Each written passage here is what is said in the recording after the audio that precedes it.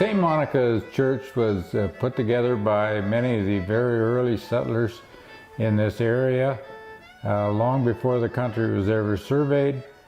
And they got together and they needed a community facility, and so that a number of them got together and decided to build a log church. The train had come into Lacombe, had been coming into Lacombe for a couple of years by that time. They got some of the sawn lumber to construct it, and that was the fall of '94. And 1895, people got together. They had accumulated a bunch of logs. Logs were laid out and built up, and then it was chinked. The wind used to blow through quite easily, so it wasn't long before they put siding on and then lath and plaster on the inside to close it in.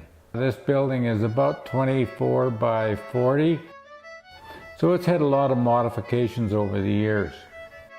An application was made to the government at the time, and this St. Monica's, or this facility, was allotted 40 acres, and over the years a lot of that was sold back into the town, and now it's down to where it may be just over an acre.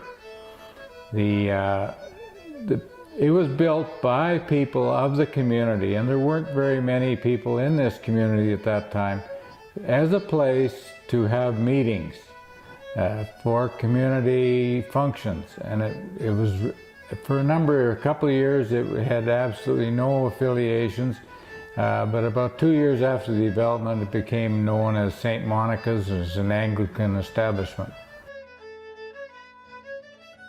So you were married when? 1956. 56. And you were baptized here when? Yes, well, I was in this little christening gown, 1934. I was born in Muir, in my grandma's house. Very family orientated.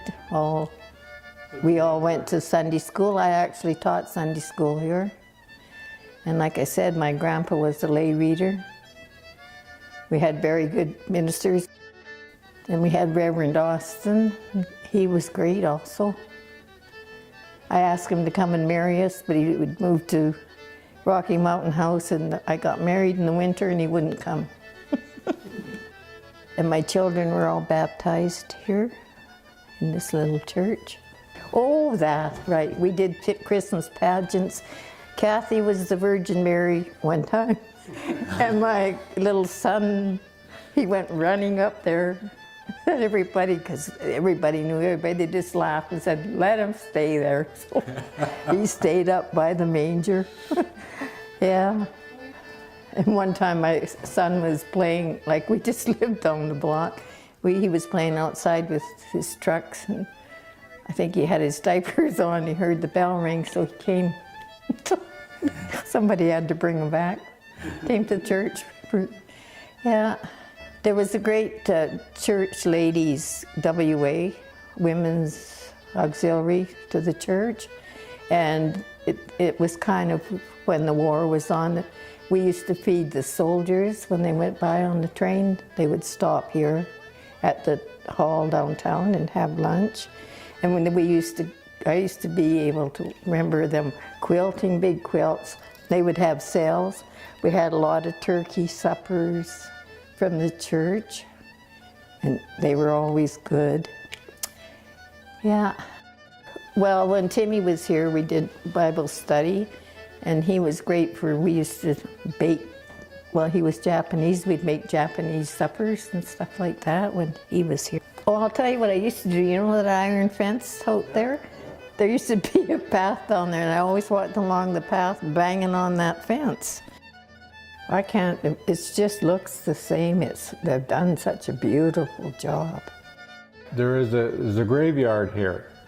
In 1895, they started to be used as a graveyard. After the town of Muir took over, a bylaw was passed forbidding the burial of remains within the town limits, and so that created a situation where they had to go out on the highway close to where Lamerton used to be and create a new graveyard. This was remained as a church for a number of years with many different pastors. For a number of years it has sat empty, and of course it deteriorated. And the siding on the north side, because of the extra moisture and the lack of sunlight, soon rotted, and the bottom logs on the north side deteriorated. Much of the siding was taken off, numbered and stored, and then logs were procured and inserted into the north wall to replace it. The whole building was jacked up. It presently sits about 12 to 18 inches higher than it used to. So there's been a lot of work gone into this. On the inside, it was covered with lath and plaster. Of course, back in those days, they insulated with asbestos, and that created a bunch of problems when we had to get that removed, which is a very expensive process. What we've done now, we've reframed the inside of the building, put gyprock on the top above the railing, the wood panels on the side. What I did over on the south wall right behind me is left a space where one can see the actual log structure of the facility, because many people looking at this building would never realize that it was originally a log building.